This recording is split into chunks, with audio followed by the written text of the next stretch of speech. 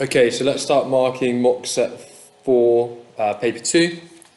Calculator paper, so make sure you're actually using your calculator and writing everything down. Divide 7,560 into the ratio 4 to 5. So ratio is 4 to 5, so the total parts in my ratio is 9. The total that I'm dividing into that ratio is 7,560. So I'm going to do 7,560 divided by 9. I'm writing that down on my page. That gives you 840. So I need to multiply all the parts of my ratio by 840. So 4 times 840 gives me 3,360. 5 times 840 gives me 4,200. 3360, 4,200. You will get a mark for finding out that one part of your ratio is 840, and you get a mark for your final answer. On to the next page. We've got a Venn diagram. List members of X. So that is everything in this circle here. So I've got 1, 5, 3, 15. X intersection Y, so that means X and Y together, so that is just this section here. Only 3 is in that. X union Z, that means X or Z, so that could be the X circle or the Z circle. So I could have 1, 5, 3, 15, 9, or 21. Down to part B. A number is chosen at random from our total population. Find the probability that this number is in Y union Z. So that is Y or Z. So if we come up to have a look at the Venn diagram, Y or Z is going to be 3, 7, 11, 13, 17, 19, 9, 21. So I've got 1, 2, 3, 4, 5, 6, 7, 8 numbers out of 1, 2, 3, 4, 5, 6, 7, 8, 9, 10, 11 in total. So the probability is 8 over 11. You get 1 mark for identifying the things that are in Y union Z, and you get 1 mark for your probability. On to question 3. You've got a right angled triangle. Calculate the length of BC, which is this one here. So I need to be using Pythagoras. So the square root of 16 squared, subtract 6.7 squared, and that will give me my answer. And I'm typing that straight into my calculator. Square root 16 squared, subtract 6.7 squared, and it gives it to me as a decimal, 14.52962491. Once it rounded to 1 decimal place, 14.5 centimetres. I'm going to write that clearly in my answer box for my marker to see. Okay, so you get 1 mark for showing that you're using Pythagoras. You get 1 mark for your answer, and 1 mark for your rounded answer. Okay. On to question 4. Write 1.04 times 10 to the 5 as an ordinary number. So I've got 1.04 times 10 to the 5. So 1, 2, 3, 4, 5. Fill my arches in with zeros. So I'm going to get 104,000, 104,000. 1 mark available. You can also check that on your calculator. 1.04 times 10 to the 5, and it gives it as an ordinary number. Write 0.06 in standard form. Well, I need a number between 1 and 10, so that would be 6. My decimal point would be here, and I need to count back to where my decimal point actually is. So 1, 2, and that would give me 0.06, so it's going to be 6 times 10 to the negative 2 for 1 mark. 4.62 times 10 to the 8 tins of beans were sold last year. These tins of beans cost a total of 300.3 million. Work out the average cost per tin of beans. So I need to split my money across all these tins of beans. So I need to do 300.3 million. So 300 million, 300,000 divided by 4.62 times 10 to the 8. So I can do that on my calculator either as a division, or I could just use the fraction button.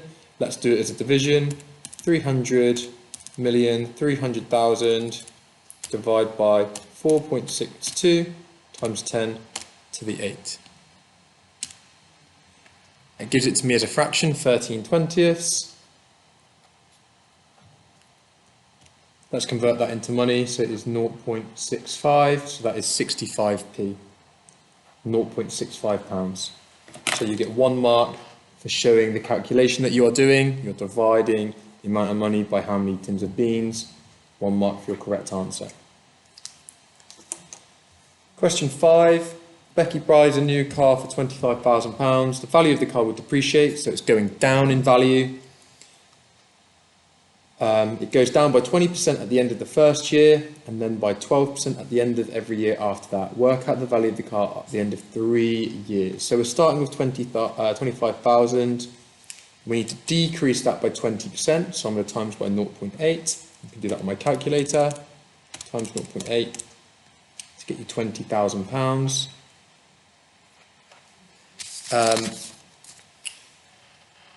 That's the first year's decrease. Now we need to worry about the next 2 years. So I've now got a car with a value of £20,000, and it decreases by 12% per year for the next 2 years. So timesing it by 0.88 to decrease it by 12%, and that's happening 2 years in a row. So it's to the power of 2. So I can just keep my answer saved on my calculator, times 0.88 to the power of 2, and I get £15,488. In terms of the marks, you get 1 mark for that first decrease, and then you get the second mark for showing the second decrease, the calculation that you're doing, and your third mark is for that answer, 15,488. On to question 6. 5 marks available here. The diagram shows a shape made up from a trapezium here and a semicircle with a diameter DC. So this is the diameter. DC is 8 centimeters as shown in the diagram. The shape has an area of 64 centimeters squared. The height of the trapezium is 5 as shown. Work out the length of AB. So we're trying to figure out this length here. Give your answer to 1 decimal place. So let's deal with the semicircle first. So let's work out the area of the semicircle. So if I was working out the area of a full circle, I'd be using pi r squared, but it's a semicircle, so I need to divide that by 2 because it's half a circle. So we know that the radius is half of the diameter, which is going to be 4 centimeters. So I need to do pi times 4 squared divided by 2. And because I've got my calculator, I'll just type that all straight into my calculator. Pi times 4 squared divided by 2. It comes up as 8 pi. I'm going to convert that into a decimal,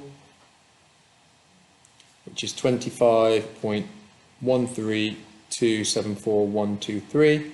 I'm not rounding it yet because it's not my final answer. You get 1 mark for this. The next step, we need to figure out the area of the trapezium. So we know that the shape in total has an area of 64. 25 and a bit of that is made up from the semicircle. So let's take that away from the total area. And I can use the ANS button on my calculator. So I can do 64, subtract my previous answer. So I get 38.86725,877. I get a mark for that. So I know that the trapezium has an area of 38.867. Now we need to try and work out AB. So to find the area of a trapezium, I need to use the formula, half the sum of the parallel sides times the height between them. Now we know some of these values. So Let's fill them in. So half multiplied by, this is one parallel side, 8. And we don't know this other parallel side, so let's call it x. So plus x times by the height, which we know is 5. And we know that that is going to be equal to 38.86725877. Now I need to solve this equation to find out what x is. You will get a mark for setting up this equation. So I need to divide by 5 to get rid of my multiplication by 5 here. That leaves me with 7.773451754. I'm not rounding yet because it's not my final answer. I've got rid of this times by 5, so I'm left with half 8 plus x. Now I need to divide by a half, which is the same as timesing by 2. You can do either using your calculator. Let's divide by a half. So I'm going to get 15.54690351. And that is 8 plus x. Now I need to get rid of this 8, so let's take away 8. So it leaves me with x being 7.5469. You're going to get a mark for figuring out what x is, and then you need to round it to one decimal place, and there's your final mark, 5-mark question. On to the next question. Question 7. So on Monday, it took 4 bricklayers 3 hours to lay a total of 4,200 bricks. On Tuesday, there are only 2 bricklayers. Work out how many hours it would take 2 bricklayers to lay 3,150 bricks. So 4 bricklayers all worked 3 hours each. So that is going to give me a total of 12 hours worked. Okay, so it takes 12 hours to lay 4,200 bricks. So let's see how many bricks we can lay in 1 hour. So I'm going to divide both sides of my ratio by 12. So every hour I could lay 350 bricks. That gets you 1 mark. Now let's see how many hours it's going to take to lay 3,150 bricks. So 3,150 divided by 350 bricks per hour means that it would take 9 hours. Okay? Now that's only if one person's working, isn't it? So it takes one person 9 hours. Well, if I've got 2 people, then it's going to half the time, isn't it? Okay, 2 people are working on it, so we're still working 9 hours in total, but each person's only working 4.5 hours. And there's your final answer. So it's 4.5 hours. Okay. Question 8. Simon invested an amount of money in a savings account, 0.5% per annum, compound interest. At the end of the 3 years, the amount of money in savings was £12,180.90. Work out how much he invested originally. So we don't know how much we originally invested, so let's call that X. We could give it any letter, let's just call it X. He invested that at 0.5%, so I'm multiplying by 1.005, and that was for 3 years, so to the power of 3.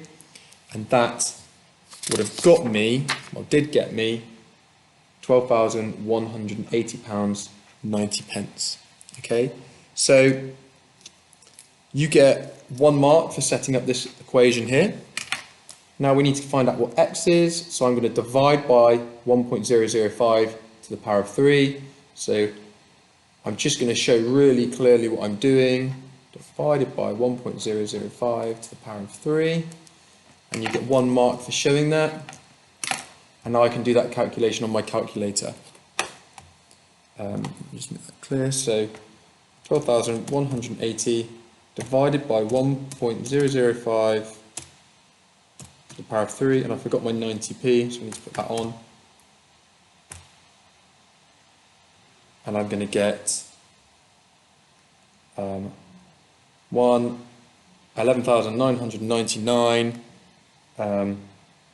0.99852. Now we need to round to 2 decimal places because it's money, so that will round this up to £12,000. Okay, and you get 1 mark for that. Always rounding money to 2 decimal places.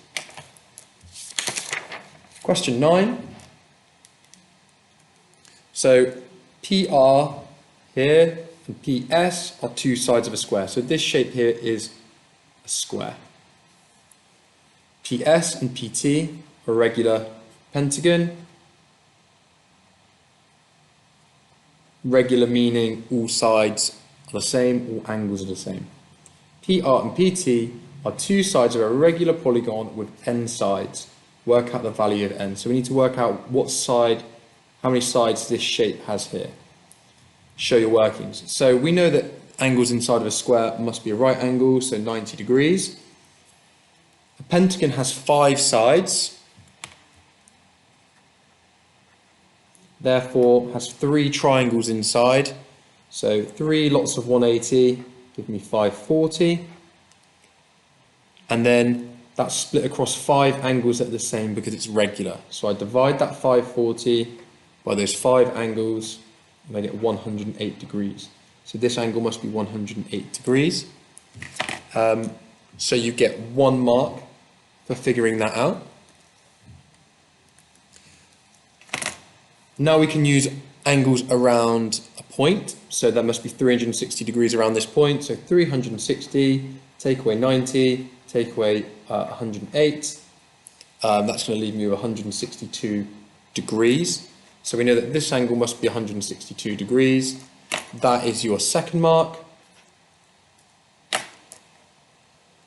Now we need to figure out how many sides this shape has. So the shape is kind of like this. We know that the internal angle is 162 degrees. So the external angle, angles on a straight line, must be 18 degrees. External angles always add up to 360. Each of the angles are 18 degrees because it's regular. So 360 divided by 18 tells me that it's 20 sides. So you get 1 mark for this calculation, dividing 360 by 18, and 1 mark for your correct answer. There are 20 sides to that shape. Make sure that's really clear so your marker can read it clearly. Question 10. Solve the simultaneous equations. So I'm going to solve this by elimination. I'm going to choose to eliminate the y variables. Now you could choose to eliminate the x variables. It doesn't matter which one you go for. So we need the coefficient of the y variable to be the same. So I'm going to multiply this equation by 2 and this equation by 3. So I'm going to get 4x plus 6y equals 12. Times this one by 3, 21x, subtract 6y equals 3. Now my y variables are the same, I can eliminate them. They are, one is positive, one is negative, so I need to add. So 4x plus 21x is 25x. These two cancel out. 12 plus 3 is 15. I'm going to divide by 25 to get 15 over 25. I'm going to do that on my calculator, which is 3/5. So we figured out that x is 3/5. Now in terms of working, you get 1 method mark for eliminating the y variables, or you could have eliminated the x variables. 1 mark for your answer for x. Now I need to substitute this back into one of my equations to figure out what y is. So let's choose this one, because it has the smallest numbers, the smallest coefficients of our variables. So 2x plus 3y equals 6. We know that x is 3/5, so 2 lots of 3/5 plus 3y is equal to 6. 2 times 3/5 is equal to 6/5, or we can, if you're more comfortable, put that as a decimal, 1.2. Now we take away 1.2 from 6, which leaves me with 4.8, and that is 3y. Now I need to divide by 3. So I've got y equal to 8/5. You can't leave it as a fraction. You could put it as a decimal. Same here, you could have put that as 0.6. Let's leave them as fractions. So I've got 3/5 for x, 8/5 for y. You also get marks for substituting into one of the equations. It could have been any of the equations. And you get 1 mark for finding out what y is as well. Question 11. We've got some information in the table. We've got a box plot partially completed. Use the information in the table to complete the box plot. So the upper quartile is 280. So each one of the little lines is worth 10. So 280 is going to be here. So that's my upper quartile. And my greatest number is 405. So that is going to be in between the first line like that. And you need to connect it. There's my completed box plot. And then use the information in the box plot to complete the table. So the median is that middle value, so that is 200. The lower quartile is here, which is going to be 170. And then the least number is here, 2 boxes worth, so that is 20. Okay. If you just get 1 correct, you get 1 mark. If you get all 3 correct, you get 2 marks.